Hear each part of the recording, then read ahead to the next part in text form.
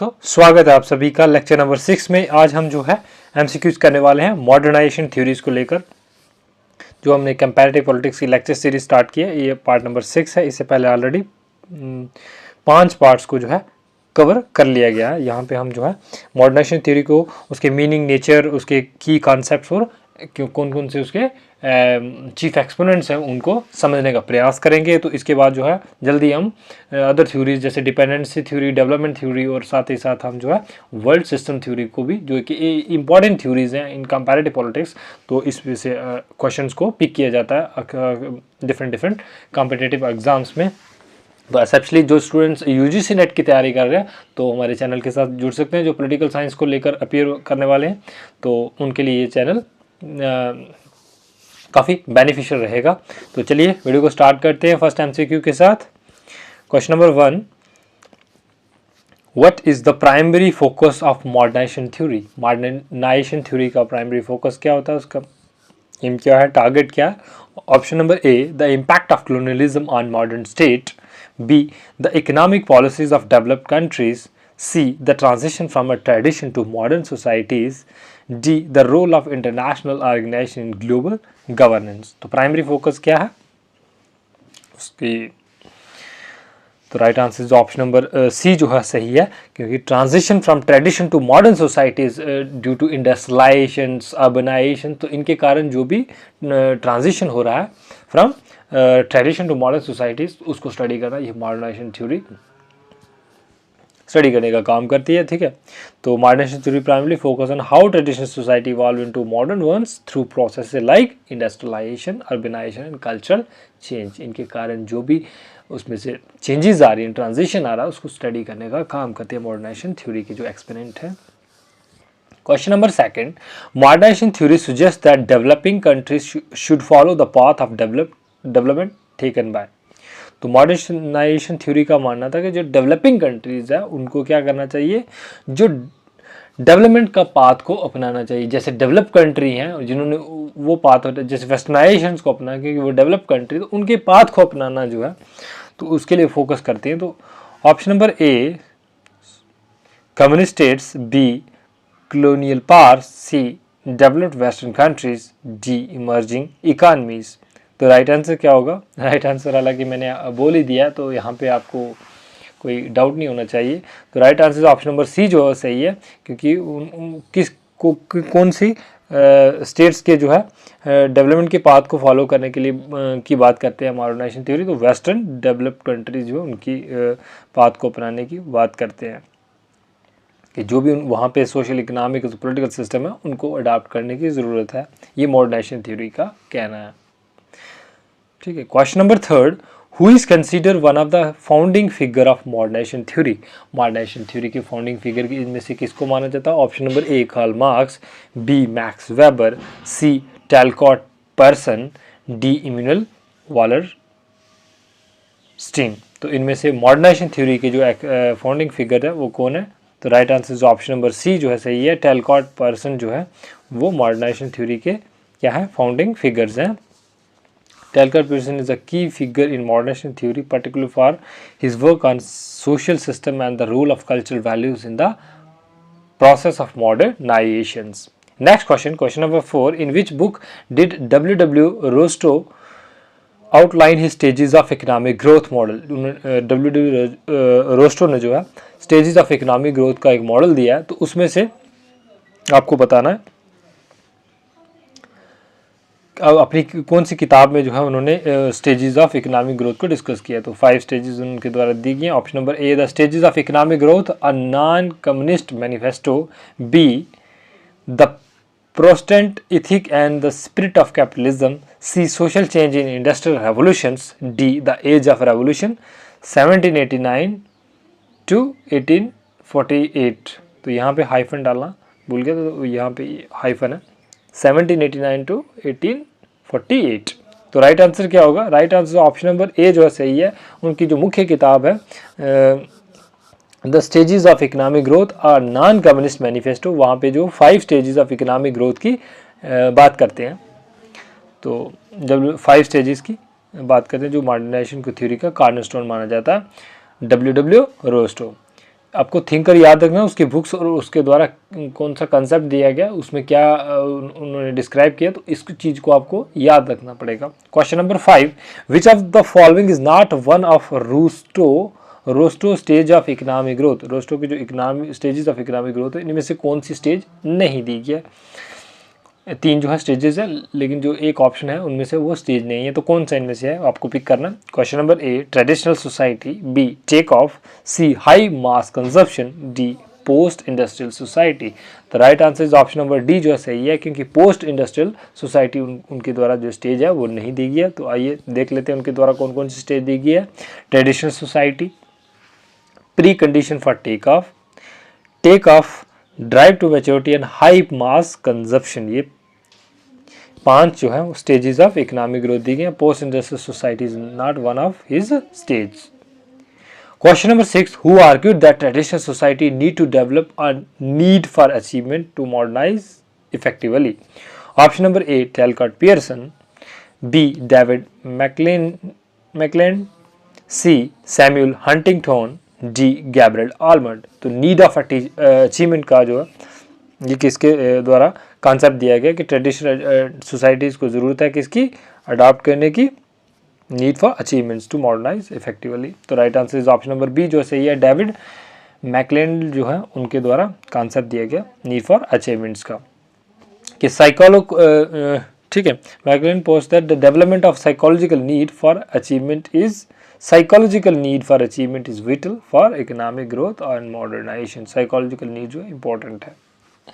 Question number 7, critics of modernisation theory argue that it, जो critics हैं modernisation theory के उनके द्वारा क्या argue, A overemphasise the role of political institution, B ignore the impact of global capitalism, C underestimates the importance of cultural factors, D overlook the role of international add.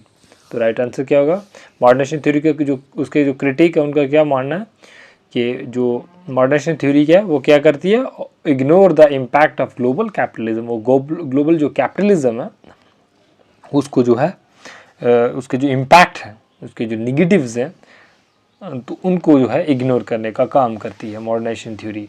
वो कहते हैं कि जो जैसे जैसे capitalism बढ़ेगा, industrialisation होगा, तो उससे क्या होगा, उससे जो बेनिफिशियल होगा, उस डेवलपमेंट का पाथ जो है वो कोई भी स्टेट कंट्री अपनाएगी, तो उसके कुछ एक नेगेटिव्स हैं उनको जो टोटली ये थ्योरी क्या करती है, इग्नोर करती है। तो आने वाले सिस्टम में देखोगे जो वर्ल्ड सिस्टम थ्योरी है, तो या फिर जो डेवलपिंग डिपेंडेंसी थ्योरी है, तो वहाँ पे हम जो है डिस्कस करेंगे कैसे मॉडर्नाइजेशन थ्योरी जो है इससे इसके बहुत सारे नेगेटिव इम्पैक्ट्स हैं, तो उनको वो जो डिपेंडेंसी थ्योरी और वर्ल्ड सिस्टम थ्योरी के जो क्रिटिक्स हैं, उनके जो एक्सपोनेंट है वो इस थ्योरी को क्रिटिसाइज करते हैं। ठीक।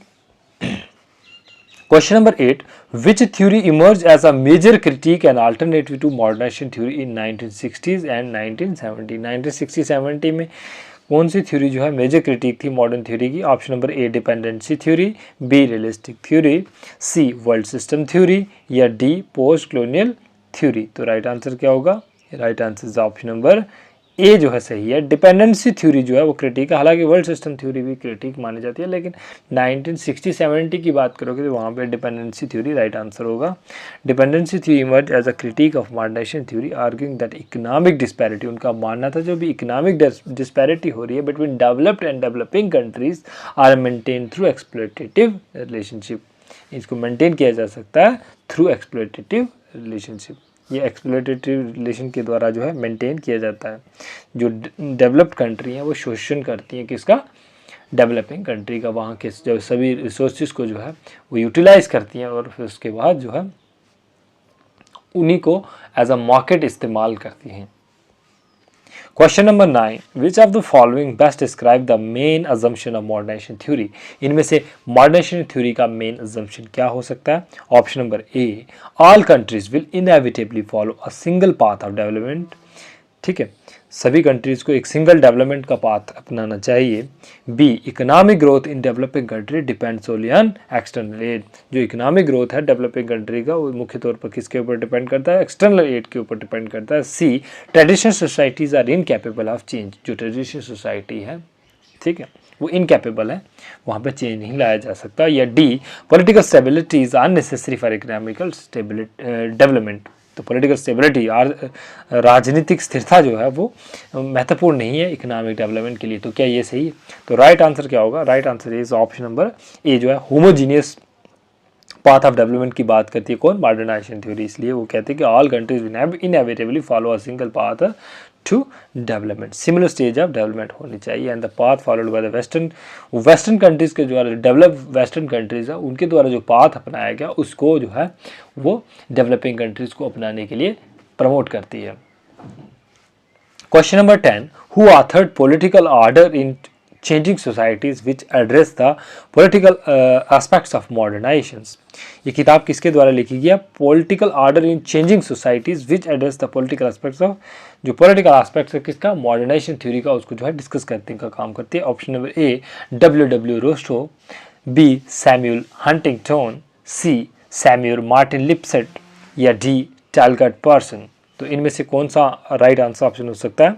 Political order in changing society. तो right answer is option number B जो है सही है, सैमुअल हंटिंगटन के द्वारा लिखी गई किताब है जहाँ पे वो डिस्कस करते हैं कि कैसे जो examine the challenges of political stability and order in societies undergone rapid modernisation. जहाँ पे रैपिड मॉडर्नाइजेशन हो रही है वहाँ पे क्या क्या चैलेंजेस हो सकते हैं पॉलिटिकल स्टेबिलिटी और ऑर्डर मेंटेन करने के लिए उस समाज में। Question number 11, Samuel Martin Lipset, SM Lipset जिसको शॉर्ट में कहा जाता है, theory on relationship between economic development and democracy is primarily discussed in which work. किस किताब में वो डिस्कस करते हैं इकोनॉमिक डेवलपमेंट और डेमोक्रेसी के बीच में relationship?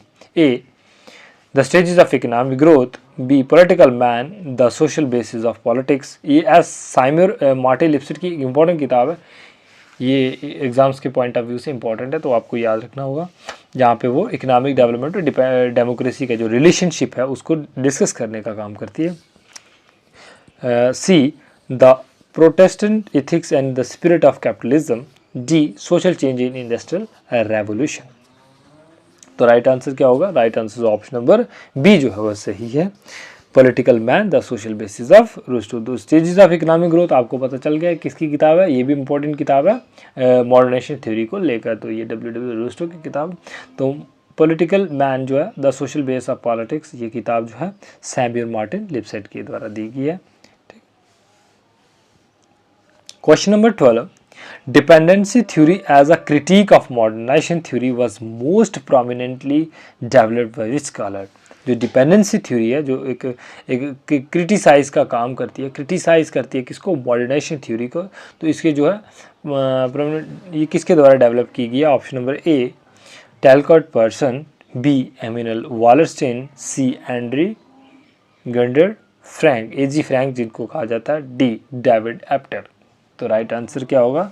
Right answer is option number C जो है वो सही है, एजी फ्रैंक जो है वो डिपेंडेंसी थ्योरी के फाउंडर माने जाते हैं या फिर वो चीफ एक्सपोनेंट भी हैं।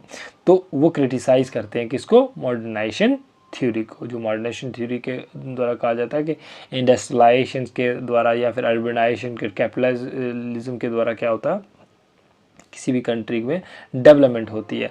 तो डिपेंडेंसी थ्योरी कहती है कि डेवलपमेंट इस तरीके से नहीं होती है, डेवलपमेंट का कारण है जो भी डेवलपिंग कंट्रीज़ है वहाँ के जो रिसोर्सेज हैं उसको यूटिलाइज़ करती है कौन? जो डेवलप्ड कंट्री हैं, तो वहाँ उनका एक्सप्लोइटेशन करती है। तो इससे जो है वो उनमें उनके अंदर जो है डेवलपमेंट आती है, ना कि तो मॉडर्नाइजेशन थ्योरी और ये भी मानती है कि जो भी डेवलपिंग कंट्रीज़ हैं उनका अंडर डेवलप होने का सबसे बड़ा कारण है कि इंटरनल बैरियर है, ठीक है, जैसे कल्चर हो गया, कास्ट हो गया, तो इस तरह के बैरियर हैं, ना कि एक्सटर्नल कोई फैक्टर है।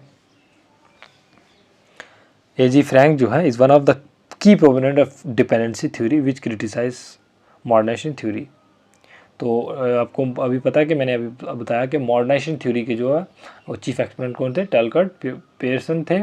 और डिपेंडेंसी थ्योरी के कौन है? एजी फ्रैंक है। और वर्ल्ड सिस्टम थ्योरी के वालरस्टीन है, ठीक है। तो यहाँ पे वो exploitative relationship between developing and developed और डेवलपिंग कंट्रीज़ के बीच में जो एक्सप्लोइटेटिव रिलेशनशिप है उसको डिस्कस करने का काम करते हैं। Question number 13, what aspects of modernization is emphasized by Gabriel Olmert and Sidney Verba in the civic and culture, जो आलमर्ड के द्वारा और वर्बा के द्वारा जो द सिविक कल्चर एक किताब लिखी गई है, वहाँ पे किस एस्पेक्ट्स को मॉडर्नाइजेशन को वो एम्फेसाइज करते हैं, उस पर जोर देने का काम करते हैं। Option number A, the role of political parties in modernisation, B the influence of military power and development, the importance of political culture in democratic stability, या D the economic policies required for modernisation. तो आपको पता ही है कि उनका important concept है किसके द्वारा दिया गया, आलमर्ड और वर्बा के द्वारा, पॉलिटिकल कल्चर का। तो वो किसके ऊपर फोकस करते हैं, political culture in democratic stability के लिए। तो ये एक मॉडर्नाइजेशन का एस्पेक्ट है, तो उसको डिस्कस करते हैं अपनी किताब द सिविक कल्चर में। Right answer option number C जो है सही है। आलमर्ड एंड वर्बा उनकी सिविक कल्चर है, emphasize political culture, stability and success of democratic system within the context of modernisation.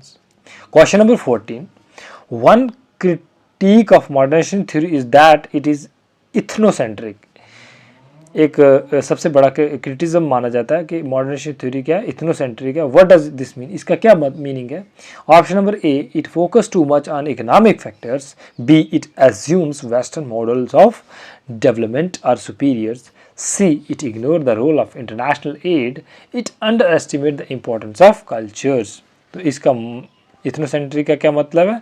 It assumes western model of development are superior. इनका मानना था कि जो वेस्टर्न मॉडल ऑफ डेवलपमेंट है वो superior है as compare to eastern model. तो the critic of ethnocentric suggests that the modernization theory views Western model of development as the ideal path for all societies, potentially disregarding other culture and historical context। बाकी जो भी directions हैं, जैसे east हो गया, north हो गया और साउथ, वहाँ के जो कंट्रीज़ हैं वो इतनी डेवलप नहीं है, तो उन सभी कंट्रीज़ को क्या करना होगा, वेस्टर्न डेवलप कंट्रीज़ का पाथ को अपनाना होगा फॉर डेवलपमेंट। ये आज का लास्ट क्वेश्चन है, question number 15, in the context of modernisation theory which of the following policies often recommended to spur economic development in developing countries. तो मॉडर्नाइजेशन थ्योरी के कॉन्टेक्स्ट में देखा जाए तो इसमें से कौन सी पॉलिसी है जो रिकमेंड की जाती है economic development in developing countries. Developing countries में अगर आपको डेवलपमेंट लानी है तो कौन सा पॉलिसीज को अपनाना पड़ेगा? Option number A, protestant trade policies, B extensive state ownership of industries, C investment in education and infrastructure, D isolation from global market. क्या प्रोटेस्टेंट ट्रेड पॉलिसीज़ को अपनाने की ज़रूरत है, या फिर एक्सटेंसिव स्टेट ऑनरशिप, स्टेट का कंट्रोल होना चाहिए इंडस्ट्रीज़ के ऊपर, या सी इन्वेस्टमेंट होनी चाहिए किस कौन कौन से सेक्टर में, एजुकेशन और इंफ्रास्ट्रक्चर सेक्टर में, या D isolation from global market, या फिर जो ग्लोबल मार्केट है, अंतर्राष्ट्रीय जो बाज़ार है, वहाँ से क्या होना चाहिए, आइसोलेशन, उससे टोटली जो कंट्री हो आइसोलेट होनी चाहिए। तो क्या इनमें से कौन सा ऑप्शन जो है सही है? राइट आंसर जो ऑप्शन नंबर सी जो है सही है। मॉडर्नाइजेशन थ्योरी के मुताबिक जो इन्वेस्टमेंट है किस में होनी चाहिए, एजुकेशन और इंफ्रास्ट्रक्चर में इन्वेस्टमेंट होनी चाहिए। ये एक नेसेसरी कंडीशन है फॉर डेवलपमेंट एंड मॉडर्नाइजेशन। तो थैंक्स फॉर वाचिंग। अगर आपको वीडियो अच्छी लगी है तो प्लीज़ लाइक, शेयर और चैनल को सब्सक्राइब जरूर कीजिए। आने वाले टाइम में जो है हम जल्दी ही वीडियो अपलोड करने वाले हैं। हो सकता है कि आज ही अपलोड हो जाए या फिर कल तक। तो हम अदर थ्योरीज जो है इंपॉर्टेंट थ्योरी हैं, जैसे वर्ल्ड सिस्टम थ्योरी और डिपेंडेंसी थ्योरी को कवर करने वाले हैं। इसके बाद कौन से कंपोनेंट को हम उठाएं आगे नेक्स्ट एमसीक्यूज़ को कवर करने के लिए, आप वीडियो का कमेंट सेक्शन में मुझे बता सकते हैं। जिस भी टॉपिक को लेकर ज़्यादा कमेंट होंगे उसके ऊपर मैं जल्दी ही वीडियो अपलोड करने वाला हूँ। तो बने रहिए चैनल के साथ। Thanks for watching.